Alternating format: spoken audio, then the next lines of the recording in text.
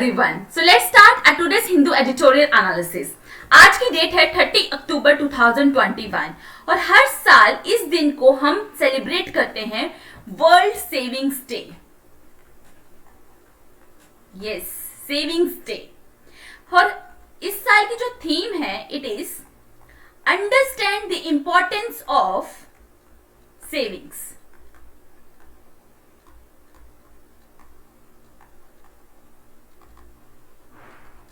Understand the importance of savings. अब किसी को समझाने की जरूरत नहीं है कि सेविंग्स की इंपॉर्टेंस क्या है, बिकॉज कोविड-19 की सिचुएशन में हम देख चुके हैं कि सेविंग्स की इंपॉर्टेंस क्या है.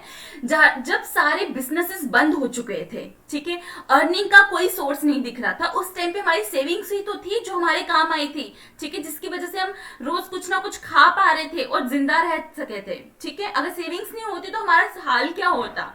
ठीक है, तो इसलिए कहा जा रहा है कि हमें सेविंग्स की इंपॉर्टेंस को समझना चाहिए.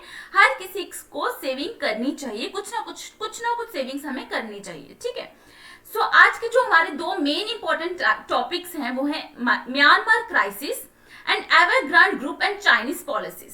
सो लेट्स सी. म्यांमार की अगर बात करें तो ये रही म्यांमार की location east of Bangladesh and उसकी जो कैपिटल है इट इज ने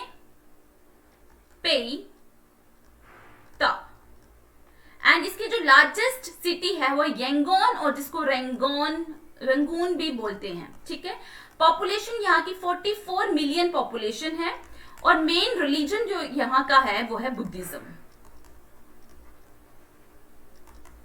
फाइन, ओके. नाउ 1948 में म्यांमार को इंडिपेंडेंस मिला था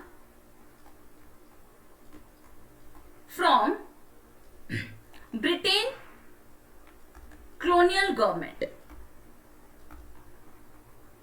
1962 में वहां पर मिलिट्री कूप जो था इट टुक प्लेस, मतलब मिलिट्री रूल जो था वो वहां पर लागू हो चुका था.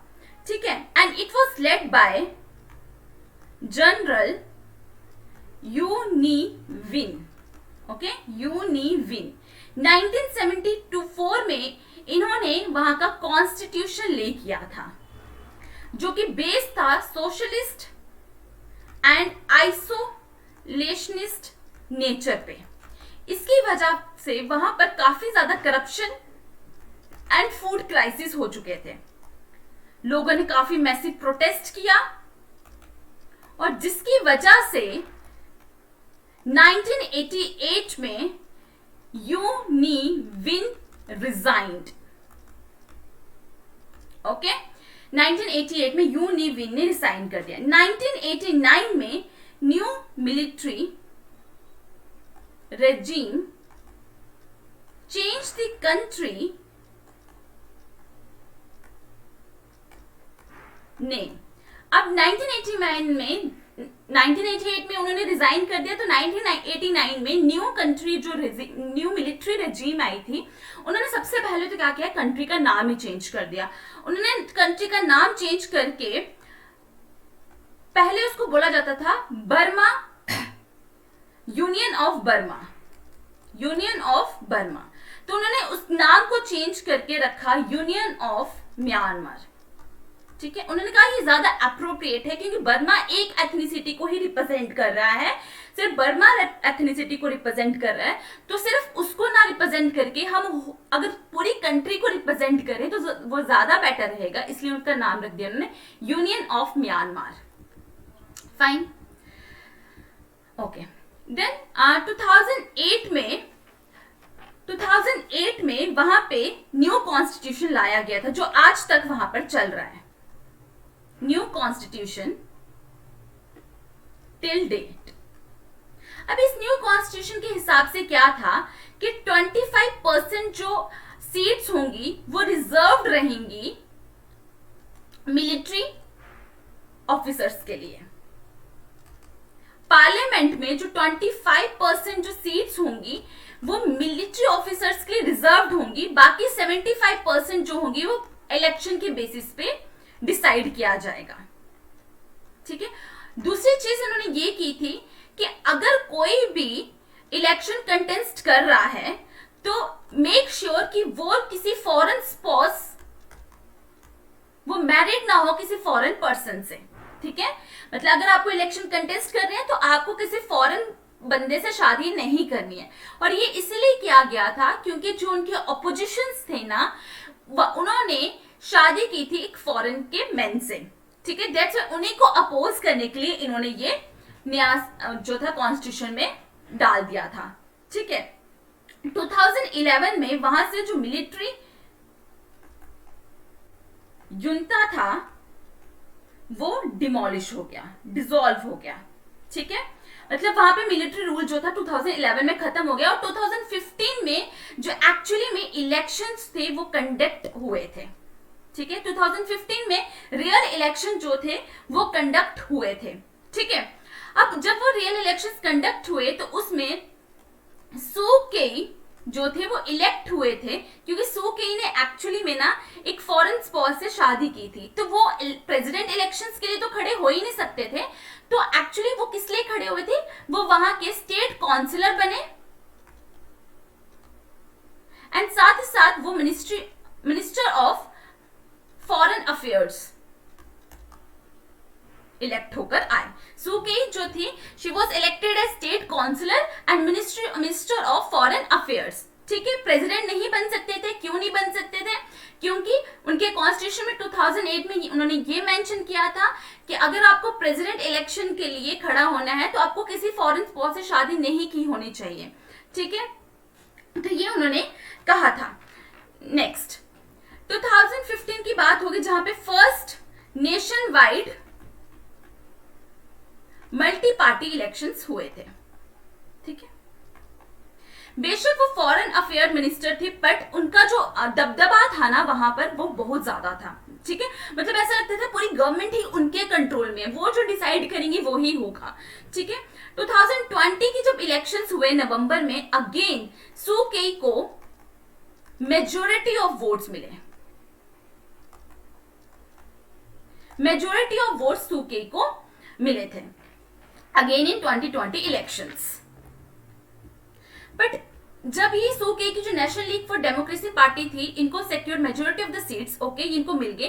But in Myanmar's parliament the military holds 25% of total seats according to 2000 military drafted constitution and several key ministerial positions are also reserve for military appointees. ये मैं ऑलरेडी आपको बता चुकी हूँ कि 25% सीट्स जो है वो उसमें होल्ड करते हैं, ठीक है।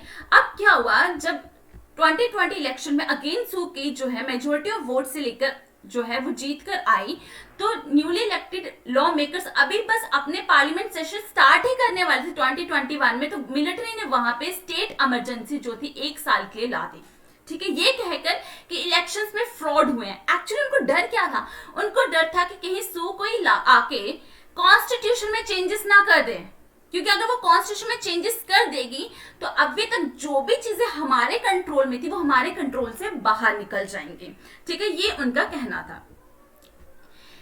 If in the past the National League for Democracy, Ms. Suu Kyi's party had upheld non-violence even in the face of repression, this time these leaders have called for a revolution। पहले तो जब भी उनको repress करने की कोशिश की थी उन्होंने कुछ नहीं कहा, कोई वायलेंस नहीं किया, चुपचाप प्रोटेस्ट किया था। बट इस बार जो प्रोटेस्ट हुआ उसमें बहुत वायलेंस हुआ और थाउजेंड्स ऑफ पीपल जो थे वो दे डाइड, ओके। और बहुत सारे जो भी पार्टीज थी जो रेवोल्यूशन कर रही थी उनको उठा के जेल में डाल दिया गया, ठीक है। पहले भी ऐसा होता था कि उनको उठा के जेल में डाल दिया जाता था, बट इस टाइम क्या हुआ, इस प्रोटेस्ट के दौरान मतलब कि प्रो डेमोक्रेटिक प्रोटेस्टर्स और सिक्योरिटी पर्सनल्स के बीच में आर्म फाइटिंग तक हुई, जो कि पहले कभी नहीं हुई थी, ठीक है। ये सिटीज में देखने को मिला। और जंगल्स वगैरह में क्या मिला कि जो एंटी जुंता ग्रुप्स थे उन्होंने रिबेल्स के साथ हाथ मिला लिया फॉर मिलिट्री ट्रेनिंग्स। तो ये सब कुछ वायलेंस जो था इस बार देखने को मिला, जो पहले कभी भी देखने को नहीं मिला था, क्योंकि इससे पहले हम ऑलरेडी देख चुके हैं कि 2 बार मिलिट्री जो गवर्नमेंट थी, मिलिट्री जो स्टेट इमरजेंसी तो पहले भी आ चुकी है, बट पहले इतना वायलेंस देखने को नहीं मिला था, ओके। अब सिचुएशन इतनी ज्यादा थी कि यूएन स्पेशल एनवॉय ने इस बार वार्न भी किया है कि Myanmar has decided into civil war, वहां पे सिविल वॉर वाली जो सिचुएशंस हैं वो आ चुकी हैं, ठीक है। और यूएन ने ये भी बताया है कि अगर तुम इस तरह से सिविल वॉर करते रहोगे, लड़ाइयां करते रहोगे, ऑलरेडी वहां पे इतने ज्यादा कॉन्फ्लिक्ट्स है, फूड इनसिक्योरिटीज हैं, वहां पे नेचुरल डिजास्टर्स हो गए, और कोविड-19 की वजह से ऑलरेडी सब कुछ इतना डिस्टर्ब हो रखा है, ऊपर से तुम सिविल वॉर लेकर आ गई हो, फालतू में लड़ाई झगड़ा कर रही हो। तुम्हें ये सिचुएशन नहीं दिख रही है कि वहां पे ऑलरेडी इसकी वजह से कितना ज्यादा नुकसान तुम झेल सकते हो, तुम्हारी पूरी कंट्री जो है वो कोलैप्स कर सकती है। सो तुम्हें इस पे ध्यान देना चाहिए। बट वहां के जनरल ने वहां पे कोई भी कॉम्प्रोमाइज करने के लिए अपना कोई पॉजिटिव सिग्नल शो नहीं किया है, ठीक है। वायलेंस से वो थोड़ी देर के लिए तो पावर होल्ड कर सकता है, बट वो सस्टेनेबल नहीं होगी, लॉन्ग टर्म के लिए वो उस पर नहीं काम कर सकते। ओके अब एशियान का क्या रिएक्शन है? एशियान ने एक्चुअली उनको पहले भी वार्न कर चुके हैं, मार्च में उनको वार्न कर चुके हैं कि उन्होंने कहा था कि तुम ये सारे वायलेंस, जकार्ता में उन्होंने वहां के जनरल को बुलाया था, म्यांमार के जनरल को बुलाया था और कहा था कि ये सारे वायलेंस वगैरह ना तुम बंद कर दो, ठीक है, ये बंद कर दो। बट वहां के, और ये भी कहा था कि तुम एक स्पेशल एनवॉय से ना एक अपॉइंट करो और सुकी से बात करने की कोशिश करो। बट वहां के जनरल, म्यांमार के जनरल ने इस पे कोई भी रिएक्शन नहीं दिया, ठीक है। और जिसकी वजह से अब जो एशियान समिट हुई अक्टूबर में, उन्होंने वहां के म्यांमार के जनरल को उसमें आने से मना कर दिया, साफ साफ सिग्नल दे दिया कि अगर तुम वहां पे क्लैशेस नहीं रोकोगे, वायलेंस नहीं रोकोगे, लड़ाई झगड़ा बंद नहीं करोगे तो हमारे साथ तुम्हारा कट ऑफ हो जाएगा, ठीक है। जो हम तुम्हें पहले सपोर्ट करते थे हम तुम्हें सपोर्ट नहीं करेंगे, कट ऑफ हो जाएगा। तो तुम्हें हमने क्लियरली सिग्नल दे दिया कि सब कुछ बंद कर दो, ठीक है, स्टॉप दिस। ओके, इंडिया का क्या रिएक्शन? इंडिया ने जब 2008 में हमने बताया कि उन्होंने नया कॉन्स्टिट्यूशन अडॉप्ट किया, मिलिट्री रूल जो था वहां पे खत्म हो चुका था, तो इंडिया ने उसको, उस प्रोसेस को बहुत ज्यादा सपोर्ट किया था, उस डेमोक्रेटिक ट्रांजिशन जो हुई थी मिलिट्री रूल से, उस पर सपोर्ट किया था। अब इंडिया ने काफी कंसर्न तो दिखाया है जो वहां पे मिलिट्री रूल जो वहां पे आ चुका है, वहां पे जो क्राइसिस हो रहे हैं, but India totally Myanmar military से कट ऑफ नहीं कर सकता, because India has significant economic and strategic interest in Myanmar and it's neighbour. साथ ही साथ इंडिया ने ऑलमोस्ट बहुत सारे डेवलपमेंट और इंफ्रास्ट्रक्चर प्रोजेक्ट्स जो हैं उसमें इन्वेस्ट किया हुआ है म्यांमार में, जिसको India as a gateway to the East and Asian countries consider करता है, ठीक है। और इंडिया ने मतलब कि एनर्जी सेक्टर में भी काफी ज्यादा मतलब पार्टनरशिप है दोनों कंट्रीज की, और अभी इंडिया ने अप्रूव किया है investment of $120 million in the Shwe oil and gas project. तो इंडिया इसलिए वरीड है कि हम तो पूरी तरह से मिलिट्री को नहीं कट ऑफ कर सकते, क्योंकि हमने काफी ज्यादा इंफ्रास्ट्रक्चर प्रोजेक्ट्स वहां पे शुरू किए हुए हैं, काफी इन्वेस्टमेंट की हुई है। बट एशियान ने कंप्लीटली उनको सिग्नल दे दिया कि अगर तुमने वहां पे मिलिट्री जो भी प्रोटेस्ट हैं, वहां पे जो भी सिचुएशंस, क्राइसिस वहां पे चल रही हैं, वायलेंस जो चल रहा है, अगर उसको नहीं रोका तो हमारी तरफ से तुम्हारे पास क्लियर नो है कि हम तुम्हें सपोर्ट नहीं करेंगे और तुम हमारे पार्ट भी नहीं रहोगे, ठीक है, fine. Next is Evergrande sized question over Chinese politics. अब ये एवरग्रैंड एक्चुअली में क्या है? एवरग्रैंड चाइना की एक कंस्ट्रक्शन कंपनी है, ठीक है, चाइना की एक कंस्ट्रक्शन कंपनी है जो कि डिफॉल्ट हो चुकी है। हमें पता है कोई भी कंस्ट्रक्शन कंपनी ना बिना लोन्स के नहीं चलती, उनको कुछ ना कुछ लोन्स लेने पड़ते हैं। बट चाइना की जो कम्युनिस्ट गवर्नमेंट है, चाइना की जो कम्युनिस्ट गवर्नमेंट है, एक्चुअली वो थोड़े से ना मतलब कि स्केयर्ड हैं, they are like feeling insecure, ठीक है। क्यों इनसिक्योर फील कर रहे हैं? क्योंकि वहां की जो कंपनीज लाइक अलीबाबा भी थी, उनको भी रोकने के लिए इन्होंने काफी स्टेप्स उठाए थे, तो वो कंपनीज कुछ ज्यादा ही ग्रो करती जा रही हैं, और चाइना की गवर्नमेंट को ये बिल्कुल बर्दाश्त नहीं कि वहां की जो कंपनीज है वो हमसे ज्यादा ग्रो कर जाए, हमारे कंट्रोल से बाहर निकल जाए। तो उन्हीं को सप्रेस करने के लिए वहां पे उन्होंने कुछ रेगुलेशंस लेकर आए हैं टू कंट्रोल लार्ज कंपनीज, ठीक है, टू कंट्रोल लार्ज कंपनी, जिनकी वजह से इन कंपनीज को लोन नहीं मिल पा रहे और ये कंपनीज जो हैं ये डिफॉल्टेड होती जा रही हैं, ठीक है, ये कंपनी जो है डिफॉल्टेड होती जा रही है, क्योंकि ये अपने जो भी मतलब लोन्स वगैरह हैं वो ये पा नहीं पा रही हैं, और जिसकी वजह से इनकी जो लायबिलिटीज हैं वो काफी ज्यादा बढ़ती जा रही हैं, ठीक है। अब ये सब कुछ शुरू हुआ था 2021 में, जब चाइना ने वहां के जो लेंडिंग रेगुलेशंस थे वो चेंज कर दिए, ठीक है, रेंडिंग रेगुलेशंस जो थे वो चेंज कर दिए ताकि ये कंपनीज जो है वो एक्सपैंड ना हो पाए। ठीक है, अब अगर चाइना की बात करें तो चाइना का actually growth pillars, 2 growth pillars हैं। एक है एक्सपोर्ट, जो कि हमें देखने को मिला है कि काफी ज्यादा डिक्रीज हो चुका है। ठीक है, वहां का एक्सपोर्ट जो है वो काफी ज्यादा डिक्रीज हो चुका है। और दूसरा है इंफ्रास्ट्रक्चर। ठीक है, इंफ्रास्ट्रक्चर, अगर ये कंपनीज जैसे कंस्ट्रक्शन कंपनी जो इतनी बड़ी है, अगर वो एकदम से डाउनफॉल में आ जाएंगी तो ऑब्वियसली वहां पे कुछ ना कुछ जो भी ग्लोबल इम्प्लीकेशंस है, कुछ ना कुछ तो होगा ही होगा और क्राइसिस तो आएंगे ही आगे। अब देखने को ये आएगा कि क्या चाइना इन कंपनीज को पूरी तरह से डिफॉल्टेड होने देगी, पूरी तरह से खत्म होने देगी, या इनको फिर से हेल्प करेगी to grow once again. Because obviously China का जो मेन ग्रोथ पिलर है वो एक one of the main growth pillar is the infrastructure.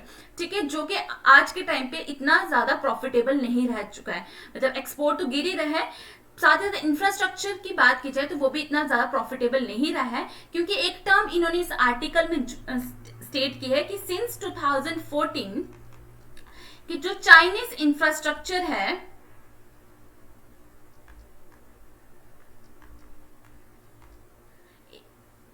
Chinese infrastructure bubble waiting to burst, कि वो बस बर्स्ट ही होने वाला है, क्योंकि वो इतना ओवरबर्डन हो गया है कि इंफ्रास्ट्रक्चर तो किए जा रहे हैं, बट उस इंफ्रास्ट्रक्चर को यूज करने के लिए अगर बहुत ज्यादा अगर बात करें हाउसिंग सेक्टर्स की, स्पेशली इन्होंने हाउसिंग सेक्टर की बात की है। हाउसिंग सेक्टर में बहुत सारे हाउसेस तो बन चुके हैं बट उनमें रहने वाला कोई नहीं है, तो ओवरबर्डन ज्यादा हो चुका है। ठीक है, तो अब देखते हैं कि जो चाइनीज है वो कितना ज्यादा इस कंपनीज को सपोर्ट करता है या उनको फॉल डाउन होने देता है, क्योंकि अगर देखा जाए तो चाइना जो है वो कंज्यूम करता है 50% of global steel and cement production.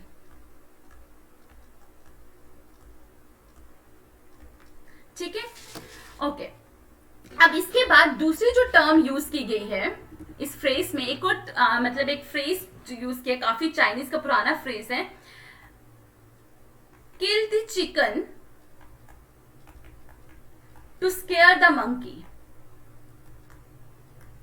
अब ये एक्चुअली चाइनीज ओल्ड फोक है, जिसमें फोक टेल है, उसमें भी ये बताया गया है कि एक एंटरटेनर था ना, वो स्ट्रीट में मंकी को डांस करवाता था और काफी ज्यादा पैसे अर्न करता था। एक दिन मंकी ने डांस करने से रिफ्यूज कर दिया कि मैं नहीं डांस करूंगा, तो उसके सामने ही उन्होंने एक लाइव चिकन को कट कर दिया ताकि मंकी डर जाए और उसने डांस करना स्टार्ट कर दिया। अब कहा जा रहा है क्या ये चाइना की पॉलिसी हो सकती है कि वो बस एक डराने के लिए कि हाँ तुम हमसे ज्यादा मतलब अपनी मोनोपोली क्रिएट करने की कोशिश मत करो, और यही कहा जा रहा है, उन्होंने एक्चुअल चाइनीज ने यही रीजन दिया है कि हम मोनोपोली को स्टॉप करने के लिए और एक तरह से कोऑपरेटिव तरीके से रहने के लिए हम ये सब कुछ कर रहे हैं, ये लॉस हमने इसीलिए लाए हैं। ठीक है, ये चाइना का कहना है। अब क्या पता ये डराने के लिए कर रहे हैं, ठीक है, ताकि वो डर जाएं और वो उन्हीं के कंट्रोल में रहे, ज्यादा खुद को एक्सपैंड करने की कोशिश ना करें, मतलब उनकी गवर्नमेंट से कंट्रोल से बाहर निकलने की कोशिश ना करें। May be this must be the situation. Okay, so these are the questions. India will begin its first ever major multinational exercise at Pune with 18 Asian plus nations. What is the name of this exercise? And second is consider the following statements with respect to the Look East policy. Okay, yesterday's answers. And okay, in a law, man is guilty when he violates the rights of others, but in ethics he is guilty even if he thinks of doing so. मतलब law की नजर में तो अगर तुमने गलत किया है तो तुम गलत हो, ठीक है, बट अगर तुम सोचते भी हो कि तुमने कुछ गलत करना है तो एथिक्स में तुम गलत हो। ठीक है, don't even think of doing something wrong. Okay, thank you, bye bye.